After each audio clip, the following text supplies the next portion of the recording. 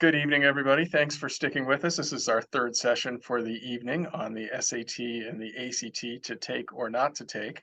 For those of you who I haven't met yet, my name is John Young. I'm one of the college counselors here, but it is my pleasure to turn the virtual podium over to our principal, John Serafine. Mr. Serafine has spent over 30 years in the world of secondary education at Victor High School, Fairport High School, and now at McQuaid Jesuit. He's an expert on all things college admissions, but especially the role of standardized testing, the SAT and the ACT, in the college admissions process. A fun fact for everyone who's watching this evening is that Mr. Serafine, a native of Geneva, New York, is a member of their Sports Hall of Fame for his talents on the basketball court. So, Knights, keep your eyes out for him at basketball games coming up. Mr. Serafine, let me turn things over to you. Thanks, John. You have a lot of errors in that introduction, but the biggest one is I have 44 years in secondary education, but I prefer not to broadcast that, but I think I just did. So, and the other part you got wrong is the expert part. I don't think I'm really an expert in anything, but thanks for the kind As long as I got the Hall of Fame part right. Appreciate it. Yeah. Yeah. John also stole my job. He's got the job that I inherited, that I sat in for the last 6 years, so I'm envious. So just kidding. Thank you for the introduction, and thanks for doing this program. Oh, and thanks for being with us this evening. So my presentation is about the state of standardized testing, SATs and ACTs in particular, and I'm going to cover a variety of topics surrounding standardized testing. I just want to give you a little bit of my background so you know where I'm coming from in regards to the standardized testing. I'm probably the only nerd in the world that's seen every SAT and ACT for the last 30 plus years, and I mean that sincerely. In my role at Fairport, one of my responsibilities was the test center coordinator, which essentially meant I administered every SAT and every ACT and PSAT and AP for 30 plus years. I've also tutored one-on-one extensively for the last 25 years. I teach SAT prep classes all over the place. And I've just kind of made it my passion to learn the ins and outs of the SAT and the ACT. So probably a lot of people are really intrigued by that, but I tend to be. So I feel like I come at, and the only reason I give you the introduction is to let you know that I've kind of come at this from many different angles.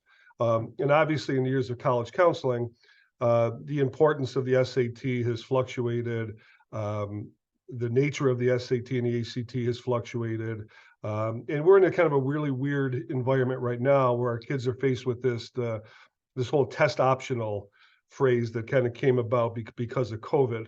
And I think it tends to be a little bit confusing for kids. And quite frankly, I think it's kind of damaging and a little bit scary how some kids interpret that. So I'm going to spend a little bit of time talking about test optional. But first, what I want to do is talk about the different tests that our kids will take as they go through the high school experience. And the first one being the PSAT. The PSAT basically stands for a preliminary SAT or a pre-SAT or a practiced SAT. But regardless, the most important acronym in that PSAT is the P. The results of the PSAT go nowhere other than the student receives a copy of his PSAT scores, and the counselor receives a copy also. The PSAT scores do not appear on a transcript, not on a report card. They are not sent to colleges. They are merely a practice test, and they tend to be a pretty good predictor as to how the kids will do on the SAT when they take the real SAT a little bit down the road. So the PSAT is given once a year. It's given in October. And here at McQuaid, we have our 10th and 11th graders take it. So if you're the parent of a 10th or 11th grader, your son would have taken the test middle of October and already would have received his results. And this year's PSAT was the first time that the test was given on a digital platform. No opportunity for pen and paper test. It was everyone in the country took a digital PSAT. And it kind of trumpeted the beginning of this transition that the College Board is making to digital standardized tests. The SAT will be fully digital this spring. So the last couple, there'll be a January SAT that'll still be paper and pencil, and that'll be the end of the paper and pencil. There will be no more options after that. All tests, SATs and PSATs, will be of the digital nature. Not only are they changing from paper and pencil to digital, but they're also changing the format of the SAT, which is about the third time in the last 10, 15 years that the College Board has made some fairly significant changes to the SAT. A while back, they decided it would be a good idea to include a handwritten essay, which they've since taken back. And recently, this change to digital, they really drastically changed the nature of the test. The current SAT, the paper and pencil model, is about a 3-hour and 30-minute test start to finish. The newer model is about a 2-hour and 15-minute test. So it's much shorter. There's much less reading on the test. There is no essay. The math is fairly consistent. The level of difficulty really hasn't changed much at all. So let me give you a little bit of the makeup of the PSAT and the SAT, because the PSAT simply mirrors the SAT. So the new digital SAT, let's talk about that, and the new digital PSAT. They have two reading and writing sections, and they have two math sections. So each one, the reading and writing section is two 32-minute sections. Each section has 27 questions. All right, so it's like a total of 54 questions. The math has two sections also, which they call modules, 35 minutes each for a total of 70 minutes there, and 44 questions. Okay. Let's talk about the reading and writing portion of the test. I'm going to make a valiant effort here to share my screen, and I really don't do this very well, so bear with me if I totally destroy this. But here is a sample, a practice SAT, and this is what Module 1 is going to look like on the new digital SAT. Every question, or every little tiny reading passage like here, has one question attached to it, and there's 27 of them. There's one, there's two. All right, and I'll show you one in a second that we can focus on. The old SAT, the paper and pencil SAT, would have a reading section where kids would read a fairly lengthy reading passage, and there'd be 10 or 11 questions attached to that reading passage. So this is vastly different. The amount of reading that kids have to do is much less. They have to be comfortable transitioning 27 times. So they're really reading about 27 different topics. Like if you look at this first question here, it says former astronaut Ellen Ochoa says that although she doesn't have a definite idea of when it might happen, she blanks that humans will someday need to be able to live in other environments than those found on Earth. This conjecture informs her interest in future research missions to the moon. Which choice completes the text with the most logical and precise word or phrase? All right? So speculate's going to be the answer here. Now the kid moves on to question number 2. And again, this happens 27 different times. The first few happen to be basically kind of vocab or fill in the blank type of questions. What word makes the most sense? Then they get into a little bit more reading comprehension. They always give you a couple of visuals, read a graph or a chart and kind of decipher the information on that. There's a couple of those. Then they get a little bit lengthier, back to reading comprehension. Like if you look at the question here, it says here, which finding, if true, would most directly support the researcher's hypothesis? So again, it's a little bit synthesizing reading.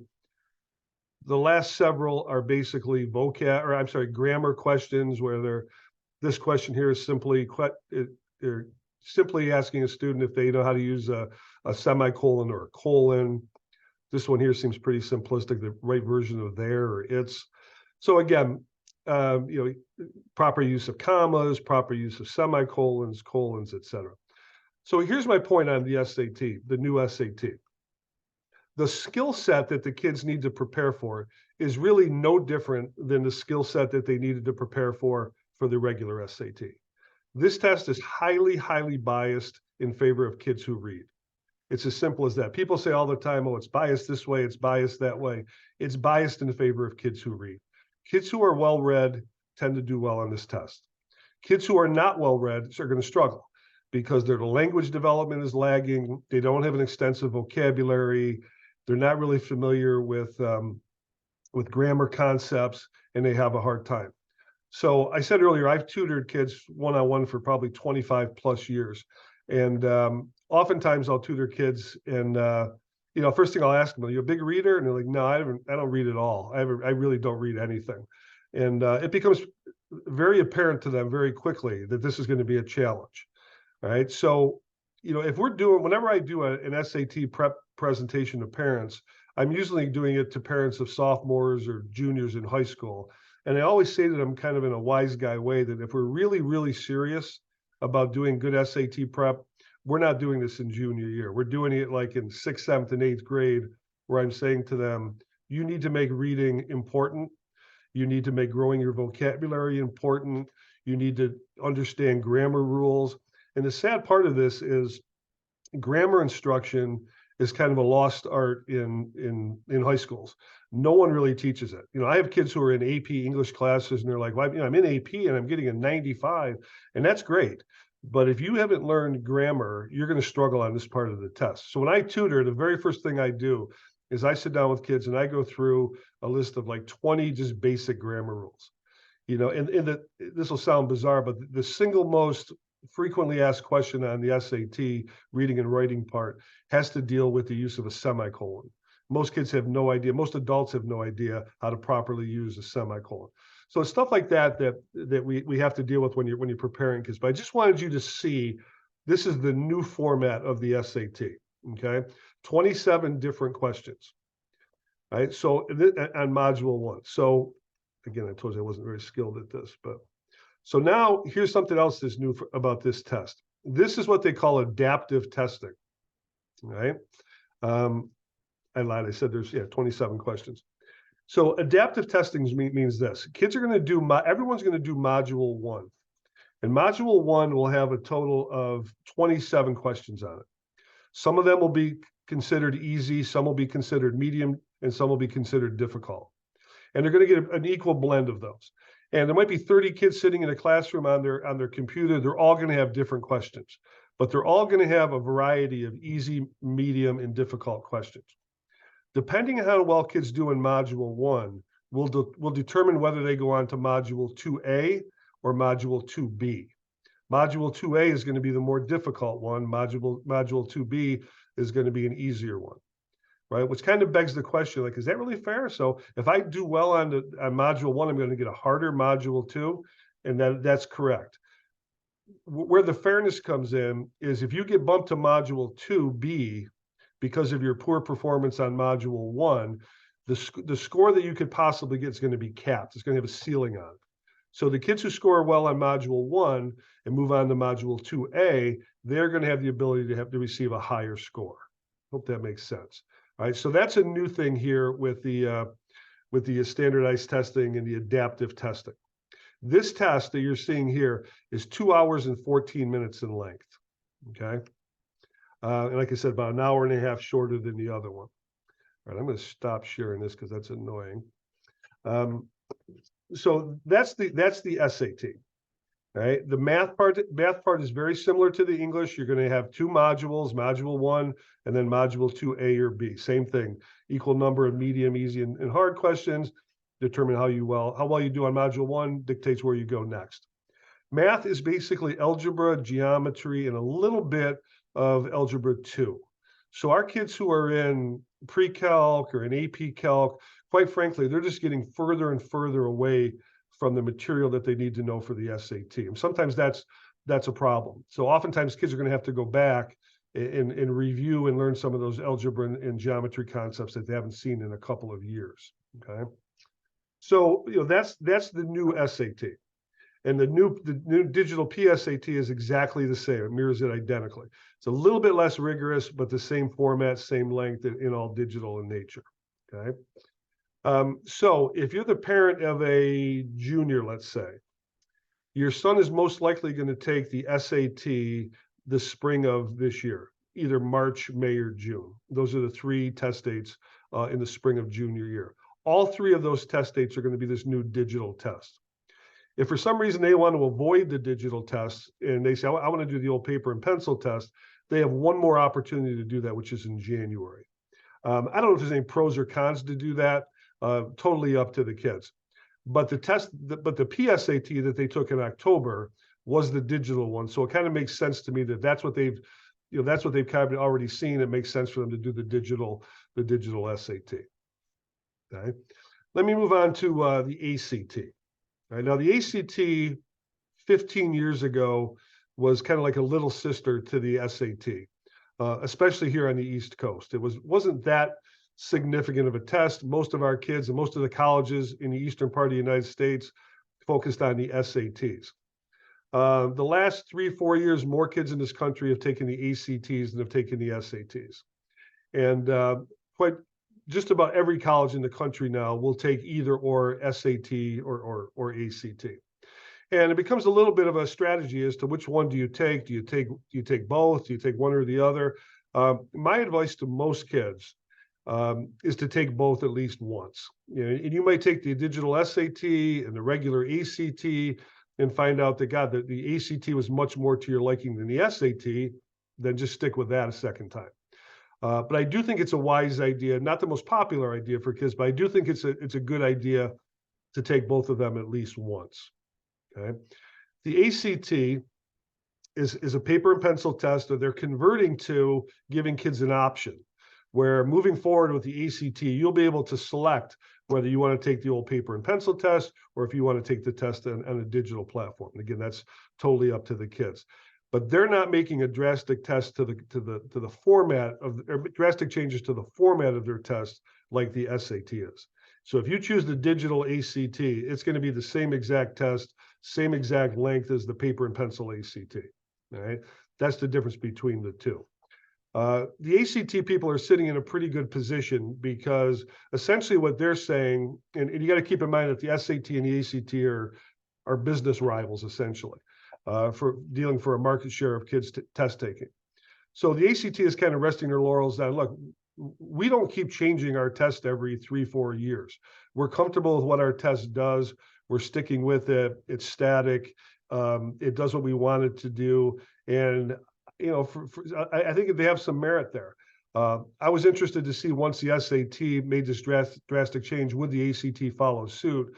And I think very strategically, they have not. All right. So let me go over the 4 sections of the ACT. They have a section that's called English, which is straight grammar. It's identical to the grammar section on the SAT. They have a separate reading section, which is fairly fast-paced reading. Kids are given 4 separate reading passages of about a page in length. And then after each reading passage, they have to answer 10 questions. And they have 35 minutes to do that section. So if you do a little math on that, they have about 8.5 to 9 minutes per passage. So to read a passage, answer 10 questions, they have to do that in about 8.5 minutes and then move on and do that 4 times.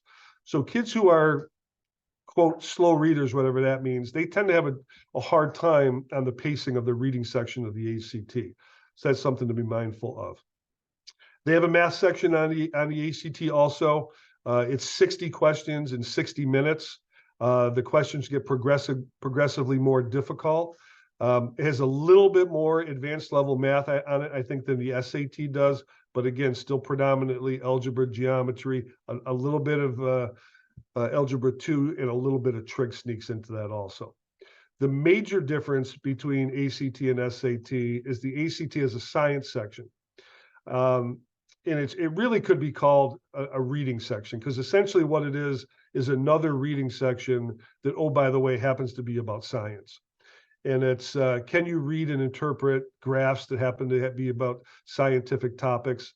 You know, when I tutor kids on the ACT science, oftentimes they look at the content of one of the passages and they're blown away and instantly like, oh, I know nothing about DNA, or I know nothing about this physics, et cetera. And I'll say to them, look, that chart right there could just as well be the number of times you shopped at Wegmans this month. It really doesn't matter. It's just, can you interpret the data that happens to be on a chart? Okay. So I think a lot of the science is kids just getting comfortable with, I don't have to be, you know, Bill Nye the science guy to ace this part of the test. It's just more reading that happens to be of a scientific nature. Okay. So those are the 4 sections of the ACT. That test is scored on a scale of 1 to 36. Average score is about 24. You get into that 30 and north of 30 range, that's exceptional. It's about a 3-hour and 20-minute test start to finish. They also give kids an option to do an essay, which I think is totally useless, and I would strongly recommend you not to do that. I don't know many colleges at all that require that, but it's still for some reason kind of hanging out there. So I think there's absolutely no reason to take the ACT with the essay. So the choice you'll have will be ACT paper and pencil or the ACT in the digital platform. So those are the two basic tests that kids are going to take. So let's talk about, how are these tests? Why are they important? How are they used in the college admissions world? And what does this whole test optional thing mean? All right, so if you think about this, let's go pre-COVID for a minute. There are numerous colleges in the country, Hobart and William Smith, where John worked, being one of them, that went test optional well before COVID struck. Nazareth College locally was another school. There were many of them, probably 70 or 80 of them sprinkled around the country. So those colleges made a statement pre-COVID and basically said, we're going to consider other portions of a student's college application. We don't really feel that we have to look at a student's test score. We don't feel that it tells us anything that we can't get off of a student's transcript, essay, recommendations, et cetera. Right. So COVID comes along and test centers close and students don't have the ability to take tests. Some never had a chance to take them at all. Some never got a chance to take them a second time. So now all of a sudden colleges had to pivot very quickly and go to a test optional format. And the hypocrisy behind that to me for some colleges who always lived by how important the SATs were, all of a sudden quickly shifted to, we don't think we really need to look at SAT scores anyway. Well, if those schools really felt that way, they could have went test optional long before COVID arrived on the scene, right? So for many, many colleges, SAT scores and SAT scores are a very important piece of the puzzle that colleges use when trying to make admissions decisions. We could have a whole hour presentation here on what do you glean from an SAT score? They're not IQ tests by any stretch. I'm in the vast minority of people, though, who really feel that an SAT score does exactly what it's designed to do. Like I said, it doesn't predict your intelligence. It doesn't predict your ability to be successful down the road, but it does predict, I think, fairly well your readiness to perform at a college level. I think it predicts your readiness to read at a college level, to problem solve at a college level. And that's what it's designed to do. We, parents, teachers, educators, administrators, whatever, we've all made this thing out to be, I think, a lot bigger than it really is, right? It's a test that measures a student's readiness to do college level work at the freshman year level. And I, for one, think it does that very well. Okay. All right. So now colleges are forced to go test optional. So now they've lost a very big data point that they could rely on.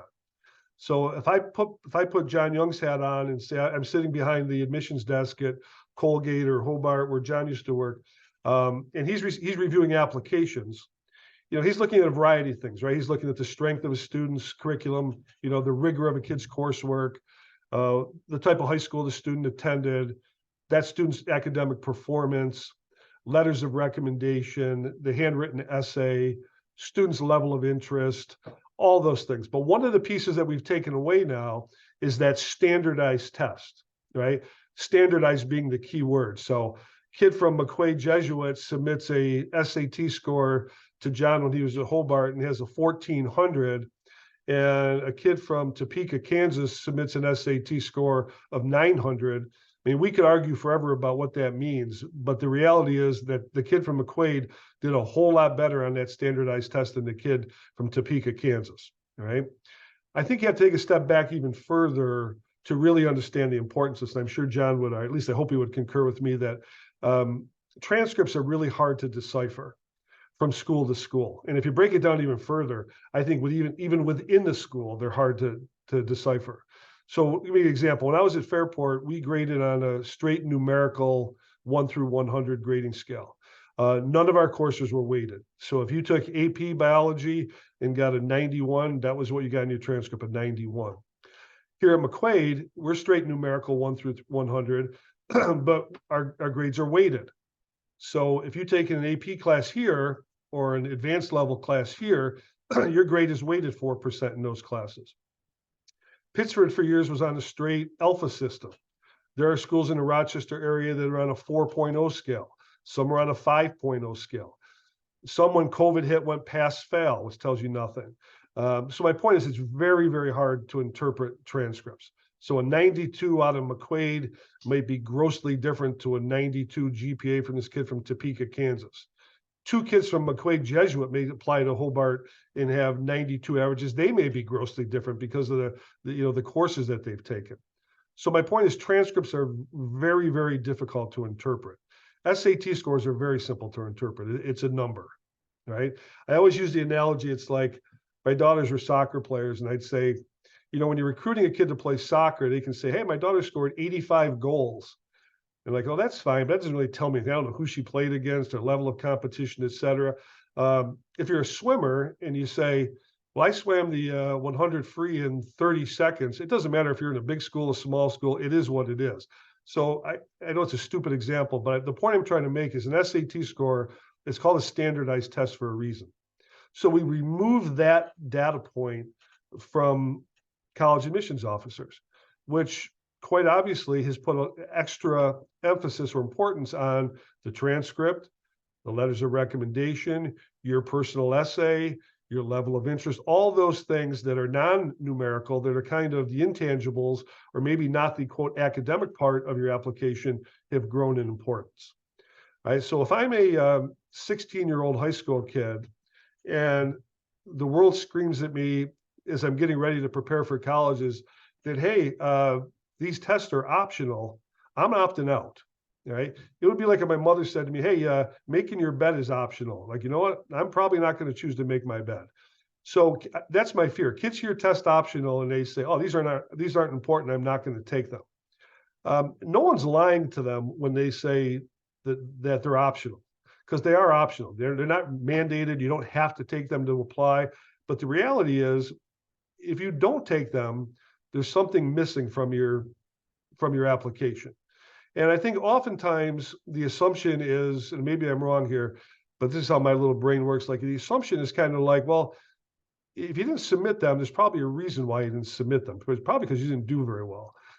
Another bad analogy I use with kids is I say to them, it'd be like going on a dating site and not putting your picture on there, right? There's probably a reason why you decided to leave your picture off, right?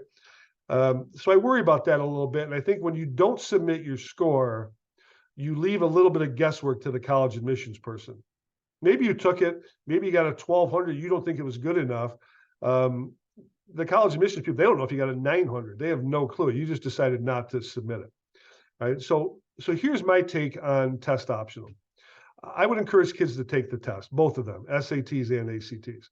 I also think it's a wise idea to take them multiple times, so you can use your highest scores. Then the test optional, where I think the test optional part comes in, is you decide strategically which schools you're going to submit your scores to. So let me give you an example just locally here. Let's say I take my SATs and I get a 1250. And I'm going to apply to University of Rochester. So I go down University of Rochester's website and I Google mid-50th percentile of SAT scores. And don't hold me to these numbers because I'm making them up, but at the University of Rochester, their mid-50th percentile is probably going to be somewhere between 1380 and 1540, let's say. And those are probably a little inflated because now not everyone's taking the test, et cetera. But let's say that's what you see online. And I'm sitting there with my 1250.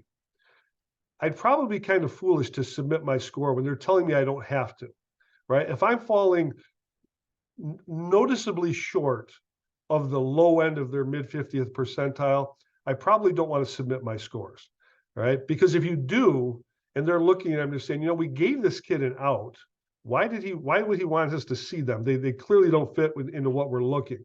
I'm making this a little bit overly simplistic, but I'm just trying to drive my point home. If that same kid got a 1400 on his SAT scores and opted not to submit them to the U of R, I'd say to him, what are you thinking? You're crazy. You should absolutely submit your scores there. Now let's go around the corner and let's say students applying, let's say Nazareth College. So I go to Nazareth and I Google their mid-50th SAT scores. And again, I'm making these numbers up, but let's say there it's 1100 to 1280 or something. And I'm sitting there with my 1250 SAT score. Voila, submit your score. All right. So all I'm trying to say is that you can't make a blanket statement about should I or should I not submit my test scores. right? I think it depends on the college, and you have to be strategic about that. And you have to consult with your college counselor here to say, hey, what do you think about this school versus this school? Because it certainly can help you. All right. A solid SAT or ACT score is basically like having another positive activity on your application. It's another plus in your corner, right? You might say, look, I come from a great high school. I've taken 7 AP classes. The rigor of my curriculum is great. I'm very involved in leadership capacity at my high school. I've shown a high level of interest. You've got all these pluses. Adding one more plus, like a solid SAT score, is another plus, and it's another check mark and a big plus in your corner. Right. And if you don't, it doesn't mean it's like the death knell, you're not going to get in, but it's just one less thing that you don't have. Okay. I remember having a conversation during COVID with a friend of mine who's in admissions at Cornell, and we're talking about this. It was right at the beginning of this whole test optional thing. And she said to me, and I always remember, she said, yeah, they are optional. She said, but a lot of things are optional. Like being a good kid is optional. Getting your application submitted on time, that's optional. Taking AP classes, that's optional. Doing community service, all those things are optional. But if you don't do them, you put yourself in a pretty tough spot in terms of getting accepted. So I think that's the attitude that I've taken around these tests. Okay. So are they most enjoyable things for kids to prepare for and or take? They are not. All right. But I think it's well worth the effort. If your child has a history of just really struggling on standardized tests, then you may opt to say, look, maybe it's just not worth it. Right. It's just not his thing, and he doesn't perform well. So why expend the energy and the expense and everything to do that? Right. But that's like a conversation, that you have to have with your son and your college counselor. And I think it depends on the school that they're applying to. So there are plenty of kids who, under this test optional policy, depending on the schools that they're applying to, may not need to take a test. But I think the vast majority of them are be behooved by taking the test. Okay. So I mentioned why take it multiple times? Because most colleges do what we call super scoring. So let's say you take the SAT 3 times, let's say, and on the first time you take it, you get a 600 on your reading and writing. The next time you take it, you get a 670, and the third time you take it, you get a 660, let's say. So I want to submit my 670. Well, the 3 math scores, let's say, well, my highest math score happened to come from the third time I took the test. So you want to submit both scores and let them pick your highest math and your highest reading and writing. That's super scoring. Okay, that's why it's advantageous to take the test a couple times, maybe a third time. I'm not a huge fan of kids taking this test 6, 7 times. You can take it as many times as you choose, but quite frankly, there's better ways to spend your Saturday mornings than doing that 6 or 7 times. Right? But I've had many kids, I've had athletes who are trying to reach a certain score to get some scholarship dollars. That kids will take it multiple times. Right? Let's talk about how else SAT scores are used. So they're certainly used in the admissions world, and oftentimes they're used in the the administering of financial aid. Sometimes colleges have merit scholarships that you may not even be aware of internally. That'll say, hey, we award this gold level scholarship automatically to kids who have, let's say, a 90 plus grade point average, top 25% of their class, and have a 1200 SAT or above, right? And you may not even be aware of that. So let's say you're taking this test and you're sitting there with your 1150 score, and you go, I'm perfectly fine. I'm not going to take it again because the mid 50th percentile at the school is my 1150 is well within that range. So I'm not going to take it again, which makes sense for admissions. But what you don't know is, let's say, had you taken that again and gotten a 1200, which is very likely, that might have been worth like $10,000 more of merit aid per year. So I think it's beneficial to dig a little bit and ask about merit scholarships. Is it better? Do they factor in SAT scores for the merit scholarships? Many schools do. So again, my point is your SAT scores aren't simply used for college admission's sake. Oftentimes they're used in the awarding of financial aid. Right? Let me talk a bit about how to prepare, how I think the best way to prepare is. And again, I've spent a vast majority of my career doing one-on-one tutoring and group tutoring and SAT classes. So I'm not a big fan. I hope there's not anybody out there watching that's works at Kaplan or Sylvan or any of the big box SAT prep companies, because they serve a purpose and it's fine. But I tend to believe that the best prep you can get is one-on-one prep. And there's also a lot you can do online that is free. The unfortunate part about that is oftentimes, like I said, it's not fun. A lot of times kids aren't going to discipline themselves well enough to sit down an hour a week or a couple hours a week to get on Khan Academy or College Board and do repetitious SAT work, which you really have to do. So I'm a big fan of tutoring. I'm a big fan of taking SAT prep classes. And I'm also a big fan if you can discipline yourself, you don't need to spend a penny. You can get online and there's no shortage of stuff you can find online. But I oftentimes worry, I always compare it to like basketball, where, if you just go out and you play 20 games and you never practice, you probably don't get a whole lot better.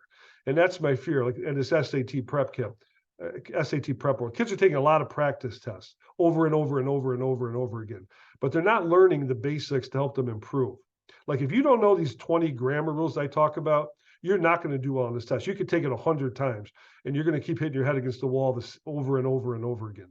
Same with math. If you don't know those algebra and geometry concepts, you're going to continue to hit the same ceiling. So let me go back and talk how I think is the best way to prepare. Again, I said earlier, reading is the key to unlocking success on this test. And it'll sound funny, even on the math section of the test. About 30% of the math questions on the digital SAT are embedded in what they call context questions, which are basically word problems. Right? And again, the kids who are comfortable readers and who are comfortable reading about a variety of topics tend to do the ones that do best on the SAT. Right? The SAT, the questions, if I went through that, if I tried to share my screen again and show you those questions, they're about science, they're about history, they're about humanities. They're a wide array of topics. So the kids who are well-read are comfortable reading about a lot of different topics. If you give me something to read that I'm not interested in, I'm in major league trouble, because my mind's going to wander off in about 2 minutes. I'm going to be thinking about a million things. And that's exactly what happens to most kids who take this test. So you have to be friends with reading content that you're not overly comfortable with. And if you can do that, that's kind of a key to unlocking this test. All right. And then there's some really basic things. Like I said, if you learn these grammar rules, they're the most predictable part of this test. They're on every single test. There are there are at least 8 questions on every SAT that incorporate the use of a semicolon and a colon. Right. So I always say to kids, there's a million ways you can explain a semicolon. And here's how I explain it to kids. In order to properly use a semicolon, you have to have a complete sentence before the semicolon and a complete sentence after the semicolon. It's as simple as that. Then kids have to know what constitutes a complete sentence, right? And I tell them if it's not a complete thought, kids say, oh, a complete sentence, you have to have a noun and a verb. And I'll say, okay, if I said, well, Mr. Young was driving to McQuaid Jesuit High School this morning, is that a sentence? And they'll say, no. And I'll say, well, it has a subject, it's Mr. Young. It has a verb, driving. What doesn't have? I don't know, but it doesn't sound like a sentence. Well, it's not a sentence because it doesn't have a complete thought, right? And I know this is going to sound like third gradish, but essentially what they're doing on this test is seeing if kids know what a sentence is. Because if you don't, you're going to get all the semicolon questions wrong. You're going to get the colon questions wrong. You're going to get the run-on questions wrong. You're going to misuse commas. And in their view, you're not going to be a good writer and you get crushed. So I tutor kids who are very, very intelligent kids who have great transcripts, who've taken AP English language, AP English literature, but they struggle because they don't have the basic grammatical concepts down. All right. And so there's not there's not a simple correlation between, I got a 95 in English, therefore I'm going to do well in this SAT. Not always the case. All right. So it takes some work. All research shows that the best prep you can do for the SAT and the ACT is take whole practice tests. All right. Now for the ACT, that's still relevant because their test hasn't changed at all. And there's no shortage of ACT books. You can walk in my office, I can hand you booklets, old ACT tests, in 3 seconds. That used to be the case for the SAT. All right. So now there's not a whole lot of information out there yet on practice digital SATs. There's some, and you can find it, but in that $1 billion industry of test prep, very shortly, I promise you'll be able to walk into to Barnes and Noble and find rows and rows and rows of SAT digital test books. All right. So it's just like everything else. You have to put effort into it. I was talking to some kids the other day who got their PSAT scores back and they weren't happy with them. And I said to them, and not in a sarcastic way, I said, well, I said, you're going to take your SATs in March or May, let's say. And I said to them, if you don't change your behavior between now and May, you're going to get the same score. And I don't think I was clear enough when I said behavior, because I think they felt that I was suggesting that they were acting out. And I said, well, let me change that. If you don't change your behavior around how you acquire language, your SAT scores are going to look very similar to your PSAT score. And what I said what I mean by that is this: if you just keep doing what you're doing, read the same amount, don't take practice tests, don't make an effort to grow your vocabulary, don't learn these grammar rules, I can almost assure you that your SAT score in the reading and writing is going to look very, very similar to your PSAT score. And I said, that doesn't make you a bad human being by any stretch. It's just reality. It's like, if you want to change, if you want your score to improve, you need to do something between now and May or June when you take this test. All right. What do you have to do? Learn the grammar rules. Grow your vocabulary. Now, I'm a big fan of vocabulary, and I think the worst way to teach a kid vocabulary is say, hey, here's a list of 500 vocabulary words that are most likely to be on the SAT. It's a tough thing to do. But what they can do is they can learn root words, right? And I always give kids, I have a list in my office, which I'll share with anyone. It's like 200 root words. And I'll say to kids all the time, take this root list home. You can learn one root and it's worth like 10 vocabulary words. On the most recent SAT, there was a word on it. It was euphonic. It was EUPHONIC. So one of the kids I was tutoring, I met with him after the test, and the week after the test, and he said, Mr. Shepard, there's a word on there, euphonic. I've never heard of it before in my life. I'm like, okay, most people haven't. Most people have no idea what it means. I said, but break it down. So I said, what does EU mean? He's like, I have no idea. I said, well, I gave you a root word list, and I bet it's on there. So I used some other examples. I said, well, what's a eulogy? He said, oh, that's like good things people say, about someone who's passed away. I said, okay. If you're feeling euphoric after you score the winning goal, how are you feeling? He said, oh, really good. I said, okay, you know what EU means? It means good. I said, let's break up the word. Let's break up the section that says PHON. What's phon mean?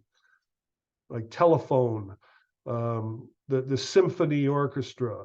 When you're young, your parents probably taught you to read by teaching you phonics. He goes, oh, something to do with sound? I'm like, yeah. So guess what something as euphonic is? It's good sounding. Okay. Oh, all right. So, do you have to have a crazy extensive vocabulary to know that word? Or does that mean you're really intelligent if you know that word? It doesn't.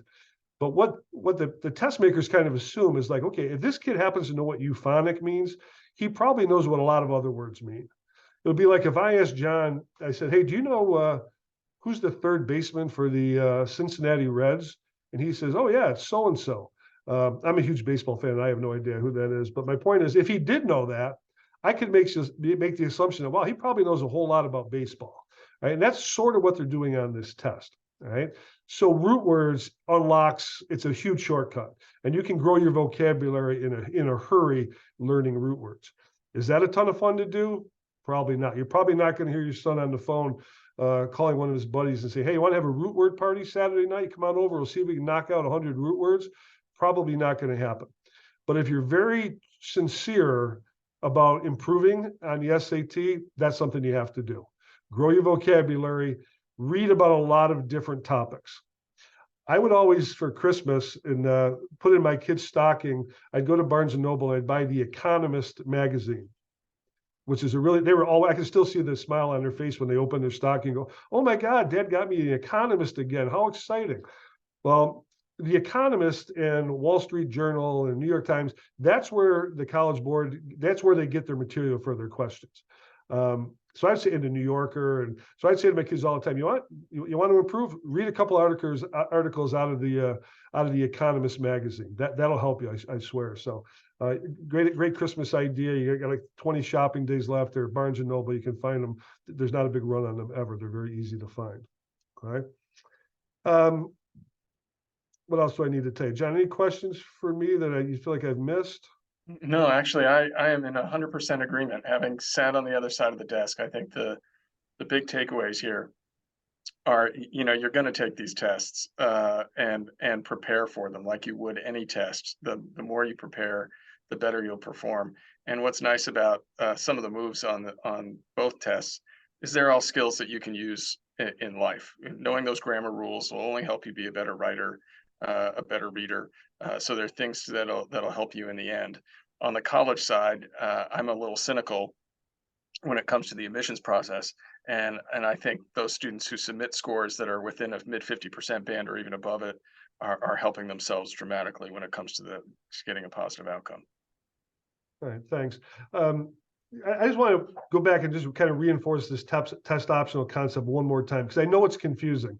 And when college reps come here, they say to kids, "Yeah, we're test optional school." When you go on a college visit, you're probably going to hear that, and they're not being disingenuous. They're not. They're not lying to you. They're not. They are truly test optional.